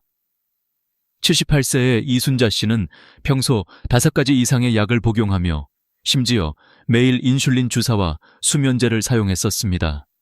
그러나 박사의 권유로 막걸리를 섭취하기 시작한 후 3개월 만에 그녀의 건강 상태는 극적으로 달라졌습니다. 그녀는 이제 약을 반으로 줄였고 밤에는 숙면을 취할 수 있게 되었습니다. 이순자 씨는 박사에게 이렇게 말했습니다. 막걸리 덕분에 밤마다 깊은 잠을 자고 더 이상 피곤하지 않아요. 제 몸이 이렇게 달라질 줄은 상상도 못했습니다. 그럼 어떤 막걸리를 마셔야 할까요? 허재만 박사는 막걸리의 종류에 따라 효과가 달라질 수 있다고 강조합니다. 일반적으로 시중에서 판매되는 대부분의 막걸리는 유통 과정에서 살균 처리되기 때문에 유산균이 죽어버리게 됩니다. 따라서 막걸리를 마셔도 건강에 긍정적인 효과를 보지 못할 수도 있습니다. 그러나 생막걸리는 살균 과정을 거치지 않고 냉장 보관되어 유산균이 살아있기 때문에 그 효과를 제대로 느낄 수 있습니다. 박사는 유산균이 죽은 막걸리는 그냥 술일 뿐이라고 단호하게 말합니다. 제대로 된 생막걸리만이 건강을 지키는 데 중요한 역할을 한다는 것입니다. 생막걸리는 발효 과정에서 자연스럽게 만들어지며 인위적인 화학 첨가물이 포함되지 않기 때문에 몸에 부담이 덜하고 자연스러운 맛을 제공합니다. 박사는 이러한 생막걸리를 섭취하면서 건강에 미치는 긍정적인 변화를 경험한 사람들의 사례를 이야기합니다. 막걸리. 단순한 술이 아니다. 생막걸리는 단순히 알코올이 포함된 음료가 아닙니다. 그것은 발효 음료로서 살아있는 유산균이 우리 몸에 큰 영향을 미칠 수 있는 중요한 역할을 합니다. 박사는 자신이 진료한 환자들 중 많은 사람들이 막걸리의 효과를 통해 일상적인 건강 문제를 해결했다고 설명합니다. 이 이야기는 단순한 음료의 효능을 넘어 전통적인 발효 음식의 중요성에 대해 다시 한번 생각해보게 만듭니다. 그리고 박사는 이런 막걸리를 어떻게 선택할지, 또 어떻게 마셔야 할지를 구체적으로 알려줍니다. 막걸리의 제조일자, 냉장 보관 여부, 첨가물 여부 등을 확인해야 하며 무엇보다 유산균이 살아있는 막걸리만이 효과가 있다는 점을 강조합니다. 이제 여러분도 막걸리 한 잔으로 건강을 회복할 수 있다는 사실을 믿을 수 있을 것입니다. 하지만 중요한 건 어떤 막걸리를 마시느냐, 그리고 어떻게 마시느냐에 달려있다는 점입니다. 박사의 이야기를 듣고 막걸리가 어떻게 우리의 건강을 지킬 수 있는지, 그리고 어떻게 마셔야 제대로 된 효과를 볼 수 있는지 알아가 보세요. 허재만 박사가 강조하는 막걸리의 핵심은 살아있는 유산균입니다. 막걸리에는 우리가 일상에서 쉽게 접할 수 없는 자연 발효의 유산균이 가득 담겨 있습니다. 이 유산균이 장 건강을 개선하고 면역력을 높이며 심지어 뇌 건강까지 촉진할 수 있다고 박사는 말합니다. 그럼 막걸리 속 유산균이 어떻게 몸에 유익한지 좀 더 깊이 파헤쳐 보겠습니다. 유산균이란 무엇인가? 유산균은 우리 몸에 좋은 영향을 미치는 프로바이오틱스의 일종으로 장에 좋은 박테리아입니다. 장은 우리 몸에서 가장 중요한 기관 중 하나로 면역 체계의 약 70%가 장에서 생성된다고 합니다. 따라서 장이 건강해야 면역력도 높아지고 소화가 잘 되며 피부 건강까지 좋아지게 됩니다. 유산균은 장내 환경을 개선하고 유해균을 제거하는 데 중요한 역할을 합니다. 또한 유산균은 염증을 감소시키고 체내에 해로운 물질을 배출하는 기능도 합니다. 허재만 박사는 막걸리 속 유산균이 이 모든 과정을 돕는다고 강조합니다. 막걸리를 꾸준히 섭취하면 장내 유익균이 활성화되고 장의 기능이 개선됩니다. 이로 인해 변비나 설사 같은 소화 문제는 물론 장염증과 같은 만성 질환도 개선될 수 있습니다. 막걸리의 효과, 과학적으로 입증된 사실들 박사는 여러 연구 결과를 언급하며 막걸리 속 유산균이 어떻게 건강을 개선하는지 설명합니다. 실제로 최근의 연구들은 프로바이오틱스와 유산균이 면역력 강화에 중요한 역할을 한다고 밝혀졌습니다. 유산균은 장내의 유익균 비율을 높여주고 장의 운동성을 증가시키는 데 도움을 줍니다. 또한 유산균이 체내에서 생성하는 짧은 사슬 지방산은 혈압을 낮추고 혈당을 안정시키는 데에도 중요한 역할을 합니다. 이러한 과학적인 근거를 통해 막걸리 속 유산균이 장과 신체 전반에 미치는 긍정적인 영향을 확인할 수 있습니다. 박사는 막걸리는 단순한 술이 아니다. 그것은 우리의 몸을 지키는 전통 발효식품이다 라고 강조하며 많은 사람들이 막걸리를 통해 건강한 노후를 보낼 수 있다고 말합니다. 특히 막걸리 속의 유산균은 장 건강뿐만 아니라 뇌 건강에도 영향을 미친다고 밝혔습니다. 최근 연구에 따르면 장의 건강과 뇌는 밀접하게 연결되어 있기 때문에 장이 건강하면 기억력이나 집중력 등 뇌의 기능도 향상될 수 있습니다. 막걸리의 건강한 선택, 무엇을 마셔야 할까? 그렇다면 막걸리를 마실 때 어떤 제품을 선택해야 할까요? 박사는 이 점에 대해서도 자세히 설명합니다. 유산균이 살아있는 막걸리를 선택하는 것이 매우 중요합니다. 대부분의 막걸리는 유통 과정에서 살균 처리가 되어 유산균이 죽어버립니다. 이 경우 그 막걸리는 단순한 술로 변해버리며 건강에 도움이 되지 않습니다. 반면 생막걸리는 살균하지 않고 냉장 보관되어 유산균이 살아있습니다. 이렇게 살아있는 유산균만이 장 건강과 면역력에 실질적인 도움을 줄 수 있습니다. 박사는 유산균이 살아있는 생막걸리를 선택하는 것이 건강을 유지하는 데 핵심적인 역할을 한다고 말합니다. 또한 막걸리의 제조 일자도 중요한 포인트입니다. 시간이 지나면 유산균의 활성이 감소하기 때문에 되도록 제조일이 최근인 막걸리를 선택해야 하며 냉장 보관된 막걸리가 가장 좋습니다. 또한 막걸리 속에 첨가물이 많은 제품은 피하는 것이 좋습니다. 특히 인공 감미료나 화학 성분이 들어간 막걸리는 건강에 좋지 않으며 자연 그대로의 재료로 만들어진 전통 방식의 막걸리가 더 효과적입니다. 박사는 막걸리의 맛과 향, 그리고 찌개미, 발효 과정에서 생성된 흰색 침전물, 상태를 확인하여 좋은 막걸리를 선택할 수 있는 방법도 소개합니다. 진정한 막걸리의 효과를 극대화하려면 허재만 박사는 막걸리의 효과를 더욱 높이는 황금 조합을 제안합니다. 예를 들어 막걸리 속에 꿀을 넣으면 장 건강에 더욱 좋은 영향을 미친다고 합니다. 꿀은 유산균의 먹이가 되어 장내 유익균이 더 잘 증식할 수 있게 도와줍니다. 또한 유자청을 넣으면 면역력 강화에 도움이 되며 배즙이나 사과를 넣으면 혈당 조절에 효과가 있다는 것입니다. 박사는 이러한 조합을 통해 막걸리의 건강 효과를 더욱 극대화할 수 있다고 말합니다. 이러한 조합은 막걸리의 맛도 풍부하게 만들어주기 때문에 맛있는 음료를 즐기면서 건강도 지킬 수 있는 일석이조의 방법입니다.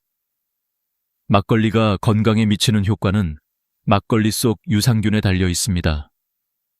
그렇다면 우리가 막걸리를 고를 때 어떤 기준을 가지고 선택해야 할까요? 허재만 박사는 그 선택 기준을 매우 중요하게 여깁니다. 잘못된 막걸리를 선택하면 유산균이 죽어버려 아무런 건강 효과를 얻을 수 없기 때문입니다. 1. 제조일자와 유통기한 확인하기 첫 번째로 중요한 기준은 제조일자입니다. 생막걸리는 유산균이 살아있는 상태로 유통되기 때문에 제조일자가 오래된 막걸리는 유산균이 죽거나 활성이 떨어져 그 효과가 줄어듭니다. 박사는 최소한 일주일 이내에 제조된 생막걸리를 선택할 것을 권장합니다. 그 이유는 시간이 지나면 유산균의 효능이 약해지기 때문입니다. 일반적으로 유산균이 살아있는 상태에서 막걸리의 효과를 극대화하려면 최소 2주 이내에 마시는 것이 가장 좋습니다. 2. 냉장 보관 상태 확인하기 두 번째로 중요한 점은 냉장 보관입니다. 막걸리의 유산균은 차가운 환경에서 살아남습니다. 따라서 막걸리를 구입할 때 냉장고에서 보관된 제품을 선택하는 것이 매우 중요합니다. 상온에서 보관된 막걸리는 유산균이 죽을 확률이 높고 그 맛과 효과가 떨어질 수 있습니다. 만약 매장에서 냉장 보관이 제대로 되어 있지 않다면 그 막걸리는 이미 변질되었을 가능성이 크기 때문에 피해야 합니다. 3. 첨가물과 성분표 확인하기 세 번째 기준은 첨가물과 성분입니다. 시중에서 판매되는 대부분의 막걸리는 인공 감미료, 방부제, 향료 등이 첨가되어 있을 수 있습니다. 이들은 막걸리의 맛을 향상시키지만 건강에는 좋지 않은 영향을 미칠 수 있습니다. 박사는 첨가물이 최소화된 막걸리를 선택해야 한다고 말합니다. 막걸리의 성분표를 꼼꼼히 확인하고 쌀, 누룩, 물만 들어있는 제품을 선택하는 것이 중요합니다. 특히 아스파탐이나 사카린 같은 인공 감미료가 포함되어 있지 않은 제품을 고르는 것이 좋습니다. 4. 찌개미의 상태 확인하기 네 번째 기준은 찌개미입니다. 찌개미는 발효 과정에서 생성되는 흰색 침전물로 그 안에는 유산균이 다량으로 포함되어 있습니다. 박사는 찌개미는 보물이죠. 그것은 유산균 덩어리입니다. 라고 말합니다. 이 찌개미가 충분히 있을수록 그 막걸리는 유산균이 풍부한 건강 음료임을 의미합니다. 그러나 찌개미가 너무 많거나 색이 이상한 경우 그 막걸리는 변질되었을 가능성이 있습니다.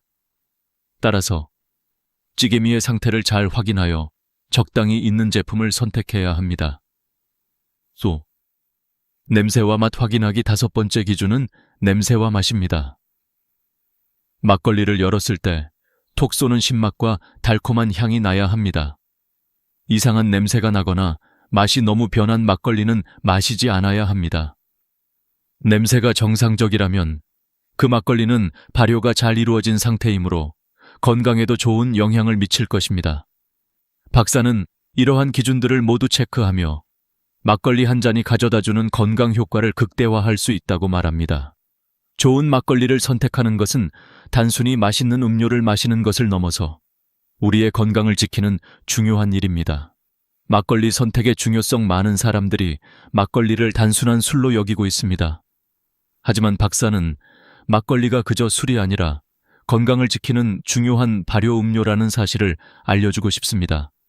막걸리 속에 포함된 유산균은 소화기 건강을 돕고 면역력을 강화하며 뇌 건강에까지 영향을 미칠 수 있습니다.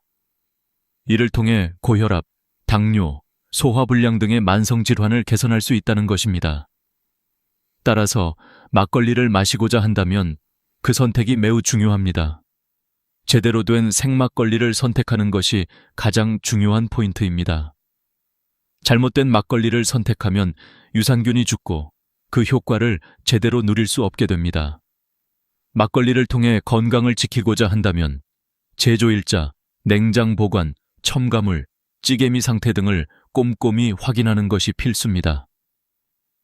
막걸리 선택, 건강을 위한 첫걸음. 이제 막걸리를 마시는 것이 단순한 음료를 즐기는 일이 아니라 건강을 지키는 중요한 습관임을 알게 되었습니다. 박사는 자신이 진료한 많은 환자들이 제대로 된 막걸리를 통해 건강을 회복한 사례들을 소개하며 많은 사람들이 막걸리를 통해 더 나은 삶을 살 수 있기를 바라고 있습니다. 이제 막걸리 한 잔이 건강한 노후를 위한 중요한 열쇠가 될 수 있다는 것을 명심하고 여러분도 막걸리 선택에 신경을 쓰며 건강을 챙기시길 바랍니다.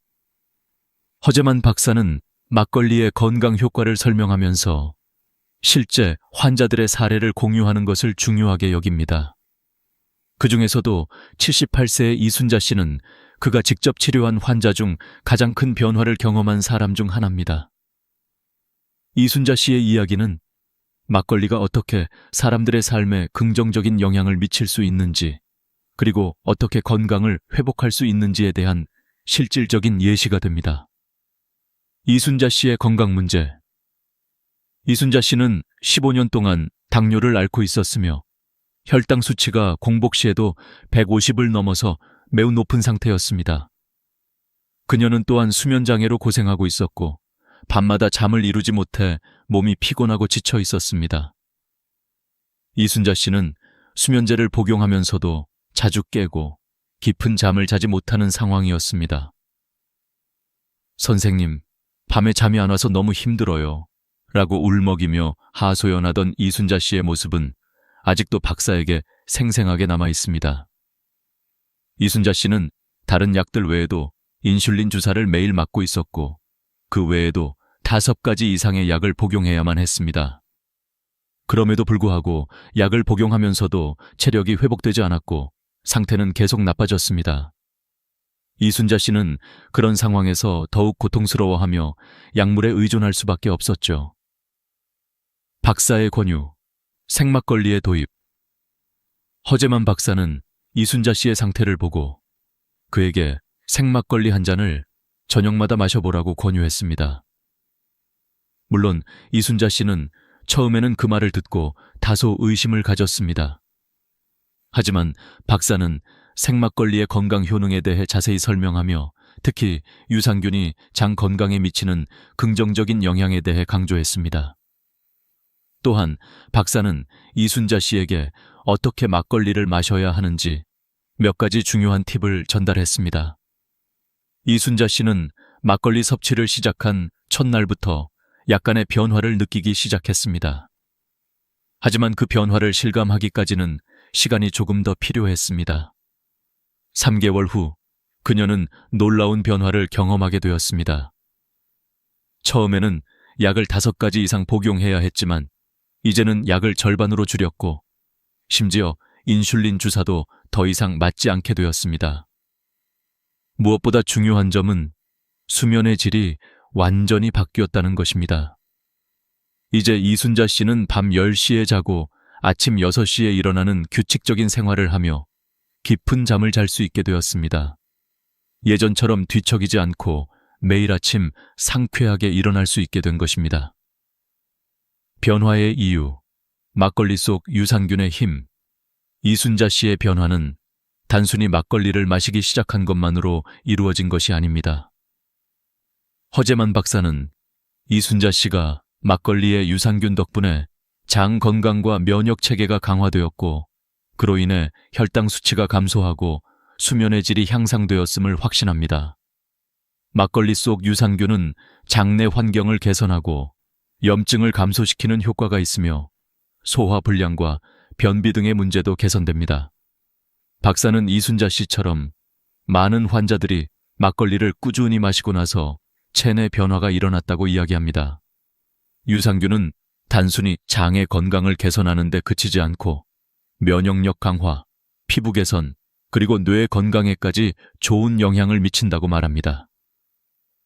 실제로 박사는 이순자 씨와 같은 환자들이 막걸리 덕분에 건강한 노후를 보내고 있다고 말합니다. 이순자 씨의 이야기로부터 배울 점.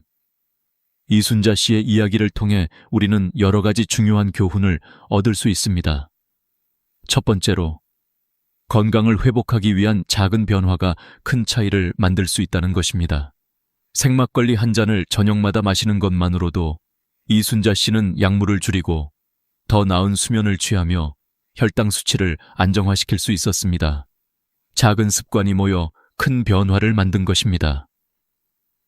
두 번째로, 막걸리 속 유산균의 중요성을 알게 되었습니다. 유산균이 장 건강을 개선하고 면역력을 높이며 심지어 뇌 건강에도 긍정적인 영향을 미친다는 사실을 이순자 씨는 실제로 경험하게 되었습니다. 막걸리는 단순히 술이 아니라 전통적인 발효식품으로서 건강을 지킬 수 있는 중요한 음료라는 것을 알 수 있었습니다. 마지막으로, 막걸리의 선택이 중요하다는 것입니다. 시중에서 판매되는 막걸리 중 많은 제품들이 살균 처리되어 유산균이 죽은 상태로 판매되기 때문에 제대로 된 막걸리를 선택하는 것이 건강에 큰 영향을 미칩니다. 유산균이 살아있는 생막걸리를 선택해야만 그 효능을 온전히 느낄 수 있습니다. 이순자 씨의 변화는 단순한 우연이 아닙니다. 막걸리 속 유산균의 효과는 과학적으로도 입증된 사실입니다. 막걸리 한 잔이 우리의 건강에 얼마나 중요한 영향을 미칠 수 있는지 이제 우리는 더욱 명확히 알게 되었습니다. 막걸리는 단순한 전통주가 아닙니다. 한국인의 삶과 역사 속에서 오랜 세월 함께 해온 막걸리는 단순히 술로서의 역할을 넘어 건강 음료로서 자리매김해왔습니다. 하지만 현대의 과학기술이 발달하면서 우리는 막걸리가 단순히 즐기는 음료를 넘어 인체에 미치는 실질적인 영향까지 이해할 수 있게 되었습니다. 허재만 박사는 이를 전통과 현대의 만남이라고 부릅니다. 그가 강조하는 것은 전통적으로 발효되어 온 막걸리 속 유산균, 아미노산, 비타민 등이 현대인의 건강 문제에 직접적인 도움을 줄 수 있다는 사실입니다. 예를 들어 최근 연구에 따르면 발효 과정에서 생성되는 락토바칠루스 유산균은 장내 미생물 균형을 회복시키고 염증을 줄이며 혈당 조절에 긍정적인 영향을 준다는 것이 입증되었습니다. 이는 이순자 씨와 같은 사례에서도 확인할 수 있는 부분입니다. 특히 현대인들은 스트레스, 불규칙한 생활, 가공식품 섭취 등으로 인해 장 건강이 쉽게 무너집니다. 장 건강이 나빠지면 면역력 저하, 피로, 피부 문제, 심지어 우울증까지 이어질 수 있습니다. 허 박사는 막걸리는 단순한 알코올이 아니라 장을 치유하고 몸 전체를 조화롭게 만드는 전통의학의 일부라고 강조합니다. 그는 또한 막걸리를 단순히 마시는 것에서 끝나지 않고 섭취 방식과 타이밍이 중요하다고 설명합니다. 예를 들어 저녁 식사 후 소량을 꾸준히 마시는 것이 가장 이상적이며 과도한 음주는 오히려 건강을 해칠 수 있다고 경고합니다. 또한 생막걸리의 유산균이 살아있는 상태로 섭취되어야만 효능이 극대화된다고 강조합니다. 박사의 클리닉에서는 환자들이 막걸리를 통한 생활습관 개선 프로그램에 참여하도록 안내합니다. 환자들은 단순히 막걸리를 마시는 것이 아니라 규칙적인 수면, 적절한 운동, 균형 잡힌 식사와 병행하며 막걸리가 제공하는 건강적 혜택을 최대한 활용합니다. 이러한 접근 방식은 전통 지혜와 현대 과학이 결합된 종합적인 건강관리의 사례로 볼 수 있습니다. 또한 박사는 막걸리의 발효 과학을 일반인도 쉽게 이해할 수 있도록 설명합니다. 발효 과정에서 생성되는 아미노산은 근육과 신경기능 유지에 도움을 주며 비타민 B군은 피로 회복과 신진대사 촉진에 기여합니다. 이러한 성분들이 체내에서 조화롭게 작용하여 단순히 취하기 위한 술이 아니라 건강을 지키는 전통 음료로서의 가치를 갖게 됩니다. 현실적인 예로 박사는 최근 65세 이상 고령자 50명을 대상으로 한 임상 관찰 데이터를 공유했습니다. 3개월 동안 생막걸리를 하루 1잔씩 섭취한 그룹은 체내 염증 지수와 혈당 수치가 유의미하게 감소했고 장내 유익균 수는 평균 40% 이상 증가했습니다. 반면 막걸리를 섭취하지 않은 대조군은 변화가 거의 없었습니다. 이러한 수치들은 단순한 경험담이 아닌 과학적으로 입증된 사실이라는 점에서 큰 신뢰성을 제공합니다. 박사는 이어서 현대 사회에서 막걸리가 가지는 또 다른 의미를 강조합니다. 과거에는 술이 단순한 기쁨의 도구였지만 지금은 노화 방지, 면역력 강화, 심신 안정이라는 목적을 가질 수 있습니다.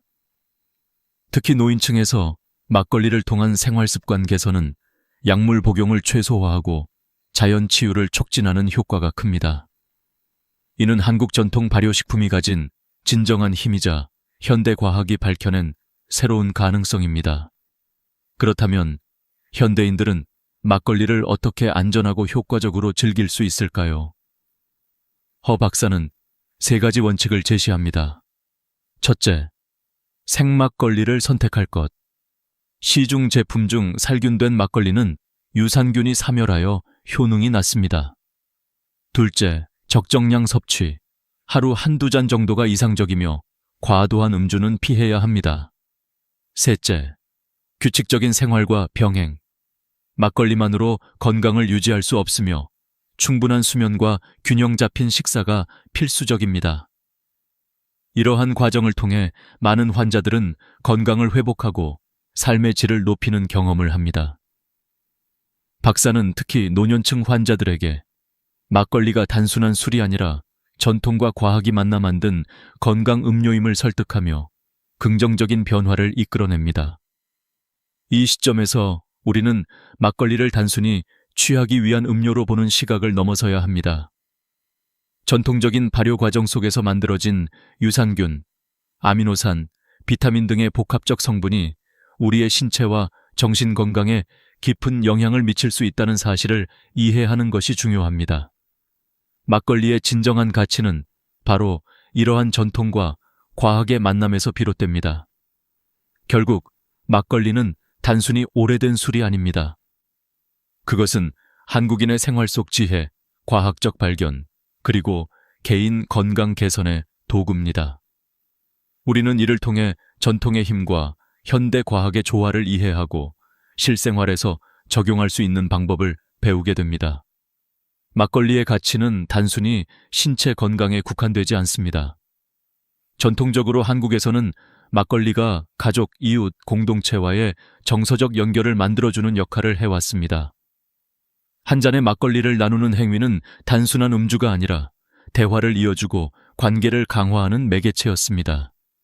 이는 특히 현대사회에서 더욱 중요한 의미를 갖습니다.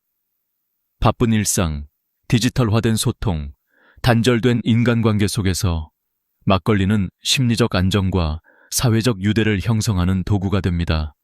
실제로 심리학 연구에 따르면 인간은 음식을 나누거나 함께 음료를 마시는 과정에서 옥시토신, 사랑 호르몬, 이 분비되어 스트레스가 감소하고 마음의 안정감을 느낀다고 합니다. 막걸리를 함께 나누는 순간 단순한 술자리 이상의 심리적 치유 효과가 발생하는 것입니다. 특히 노년층에서는 사회적 고립감과 우울감을 완화하는 데 긍정적인 영향을 미칩니다. 김 선생님 70세은 이러한 경험을 직접 전했습니다. 그는 매주 마을 회관에서 열리는 막걸리 모임에 참여하며 예전 친구들과 추억을 나누고 새로운 사람들과 관계를 형성합니다. 김 선생님은 막걸리를 마시면서 친구들과 이야기를 나누는 시간이 나에게 큰 위로가 됩니다. 몸이 건강해지는 것뿐만 아니라 마음도 평화로워집니다. 라고 말했습니다. 이는 막걸리가 단순히 술로서의 기능을 넘어 정서적 치유제로 작용함을 보여줍니다. 또한 박사 연구팀의 자료에 따르면 정기적으로 소량의 막걸리를 사회적 상황에서 즐기는 사람들은 혈압, 심박수, 스트레스 호르몬 수치가 안정적이라는 결과가 나왔습니다. 흥미로운 점은 단순히 혼자 마시는 경우보다 타인과 나누는 경우 신체적, 정신적 건강 모두에서 긍정적 변화를 보였다는 것입니다. 이는 막걸리의 진정한 힘이 단순한 발효 성분에만 있는 것이 아니라 공동체와의 연결을 통한 심리적 안전계도 있다는 점을 시사합니다. 현대사회에서는 개인주의가 확산되고 특히 고령층은 점점 사회적 연결에서 소외되기 쉽습니다. 막걸리는 이러한 단절을 극복하는 전통적 매개체로서 의미가 있습니다.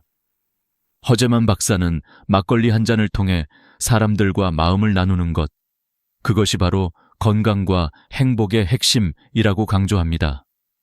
단순한 음주가 아니라 정서적 교류와 치유의 도구인 셈입니다. 정서적 치유 측면에서 막걸리가 가지는 또 다른 특징은 일상의 리듬을 조절하는 효과입니다. 전통적으로 막걸리는 저녁 식사와 함께 소량으로 즐기는 경우가 많았습니다. 이러한 습관은 몸과 마음이 하루를 마무리하고 자연스럽게 휴식을 취하게 만드는 역할을 했습니다. 이는 현대의 마음 챙김, 마인드풀네스, 과도 유사합니다. 하루의 스트레스와 긴장을 막걸리와 함께 풀어내는 과정은 신체와 정신이 동시에 휴식할 수 있는 균형 잡힌 순간이 됩니다. 막걸리의 또 다른 장점은 기억과 감정을 자극한다는 점입니다. 향긋한 발효 냄새와 특유의 맛은 어린 시절 혹은 과거의 추억과 연결되며 정서적 안정과 심리적 위안을 제공합니다. 특히 고령자들은 이러한 감각적 경험을 통해 긍정적 기억 회상이 일어나며 이는 치매 예방과 정서적 안전계도 일부 기여할 수 있다는 연구 결과가 있습니다.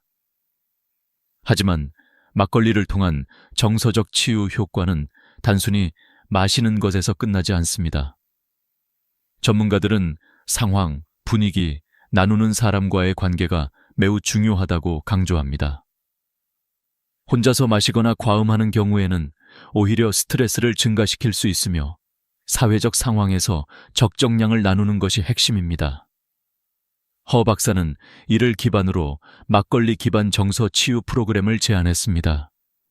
이 프로그램은 단순히 막걸리를 마시는 시간을 넘어 소규모 모임에서의 대화, 음악, 전통 문화, 체험과 함께 이루어집니다. 참가자들은 막걸리를 매개로 서로의 이야기를 나누고 공감과 위로를 주고받으며 심리적 안정과 공동체 감각을 회복하게 됩니다. 실제 참여자들은 프로그램 후 우울감 감소, 삶의 만족도 증가, 스트레스 감소를 보고했습니다. 결국 막걸리는 단순한 음료 이상의 가치를 지닙니다. 그것은 전통과 과학, 정서적 연결이 결합된 독특한 존재입니다. 막걸리를 통해 우리는 몸의 건강뿐만 아니라 마음의 평화, 그리고 사회적 유대감을 동시에 경험할 수 있습니다. 현대인의 삶에서 잊혀지기 쉬운 공감, 소통, 치유의 순간을 만들어주는 것입니다. 마지막으로 막걸리를 통한 정서적 치유에서 얻을 수 있는 핵심 교훈은 단순합니다. 함께 나누는 경험이 인간에게 깊은 안정감을 준다는 사실입니다. 몸과 마음의 건강을 동시에 추구하려면 단순히 혼자 즐기기보다 사람들과 나누고 대화하며 공감하는 경험이 필수적입니다. 막걸리는 이러한 과정을 자연스럽게 만들어주는 전통의 도구이며 현대 과학과 만나 더 큰 의미를 가지게 됩니다. 막걸리는 단순한 전통주가 아니라 한국인의 삶과 지혜가 담긴 문화적 상징입니다. 수백 년 동안 사람들은 막걸리를 만들고 나누고 즐기면서 삶의 균형과 조화를 배웠습니다. 한 잔의 막걸리는 단순한 음료 이상의 의미를 가지며 자연과 사람, 건강과 정서, 전통과 현대를 연결하는 다리 역할을 합니다. 우선 막걸리의 제조 과정 자체가 우리에게 중요한 교훈을 줍니다. 곡물을 씻고 발효시키고 적절한 온도와 시간을 조절하는 과정은 인내와 세심함, 균형의 중요성을 보여줍니다. 발효가 너무 빨리 진행되면 맛이 강하거나 신맛이 지나치게 되고 너무 늦으면 풍미가 약해집니다. 이는 인간의 삶과도 비슷합니다. 너무 급하게 서두르거나 조급해하면 인생의 균형을 잃게 되고 반대로 기다림과 관찰을 통해 적절한 시점을 찾으면 풍부한 경험과 성취를 얻을 수 있습니다. 실제로 농촌 지역에서 전통 막걸리를 만드는 가정에서는 가족이 함께 모여 공동 작업을 통해 서로의 역할과 책임, 협동의 중요성을 배우곤 했습니다. 이러한 과정은 단순히 술을 만드는 것을 넘어 인간관계와 공동체 정신을 키우는 교육적 경험이 되었습니다. 현대 사회에서 놓치기 쉬운 이러한 가치들은 막걸리를 매개로 다시금 생각하게 됩니다. 또한 막걸리를 즐기는 방식에서도 배울 점이 있습니다. 전통적으로 막걸리는 소량씩 천천히 나누며 즐기는 문화를 가지고 있습니다. 과음이 아니라 적정량을 나누고 서로의 이야기를 듣는 시간에 가치를 두는 것입니다. 이는 현대인들에게 중요한 교훈입니다. 우리는 흔히 빠른 속도와 즉각적 만족에 익숙해져 삶의 중요한 순간을 놓치기 쉽습니다. 막걸리는 천천히 함께 나누며라는 삶의 지혜를 상기시켜 줍니다. 또한 막걸리는 자연과의 조화를 상징하기도 합니다. 막걸리는 계절에 따라 재료를 선택하고 자연의 온도와 습도에 따라 발효가 달라집니다. 이는 인간이 자연의 흐름과 조화를 이루며 살아야 한다는 중요한 메시지를 전달합니다. 현대사회의 인공적 환경과 경쟁 속에서 우리는 종종 자연과 단절된 삶을 살아갑니다. 막걸리를 통해 우리는 자연의 주기, 시간의 흐름, 환경과의 균형을 다시금 배우게 됩니다. 정서적 측면에서도 막걸리는 삶의 지혜를 제공합니다. 앞서 이야기했듯 막걸리는 사람과 사람을 연결하고 대화와 공감을 촉진합니다.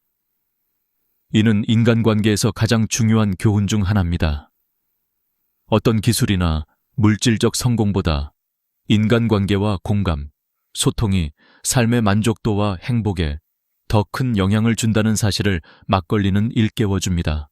또한 막걸리를 통해 우리는 실패와 불완전함의 가치를 배울 수 있습니다. 발효 과정에서 예상치 못한 맛이 나오기도 하고 완벽하지 않은 결과물이 나올 때도 있습니다. 하지만 전통사회에서는 이를 받아들이고 다양한 경험 속에서 지혜를 얻는 것을 중요하게 여겼습니다. 현대사회에서도 실패와 실수를 통해 배우는 경험은 중요합니다. 막걸리는 그 과정을 상징하며 완벽함만을 추구하기보다 과정과 경험에서 배움을 얻는 삶의 태도를 알려줍니다. 마지막으로 막걸리는 지속 가능한 삶과 건강의 교훈을 줍니다. 현대의 화학적 음료와 비교할 때 전통 발효주의 재료는 자연에서 온 곡물과 누룩, 물로 이루어져 있습니다. 이는 자연 친화적 삶과 건강을 지키는 방식을 상기시킵니다. 우리는 자연에서 얻은 것의 소중함과 건강한 습관의 중요성을 막걸리에서 다시 한번 확인할 수 있습니다. 막걸리를 통한 이러한 교훈들은 단순히 술자리의 즐거움을 넘어 삶을 바라보는 시각을 제공합니다. 함께 나누고 천천히 음미하며 실패와 불완전함을 받아들이고 자연과 조화를 이루며 살아가는 삶이야말로 막걸리가 전하는 깊은 메시지입니다. 이를 통해 우리는 과거와 현재, 인간과 자연, 신체와 마음, 개인과 공동체가 어떻게 연결되는지 깨닫게 됩니다. 결론적으로 막걸리는 단순한 전통주를 넘어 삶의 지혜와 문화적 교훈을 담고 있습니다. 건강, 정서적 치유, 사회적 연결, 자연과의 조화, 실패와 불완전함의 가치, 그리고 삶을 천천히 즐기는 지혜까지 막걸리는 우리에게 여러 층위의 배움을 제공합니다. 현대사회에서 우리는 이러한 전통적 지혜를 잊고 살기 쉽지만 막걸리를 통해 과거와 현재, 인간과 자연, 개인과 공동체를 다시 연결하고 삶을 풍요롭게 만드는 작은 순간들을 발견할 수 있습니다. 막걸리를 즐기며 배우는 교훈은 간단하지만 깊습니다. 바로 함께 나누고 천천히 즐기며 조화와 균형 속에서 삶을 배워라입니다. 이 한 잔의 막걸리가 단순한 음료를 넘어 우리의 몸과 마음, 그리고 삶 전체를 바라보는 지혜로 이어질 수 있다는 사실을 기억해야 합니다. 막걸리를 통해 우리는 단순히 전통주를 즐기는 것이 아니라 삶의 태도와 지혜를 배우는 경험을 하고 있는 것입니다.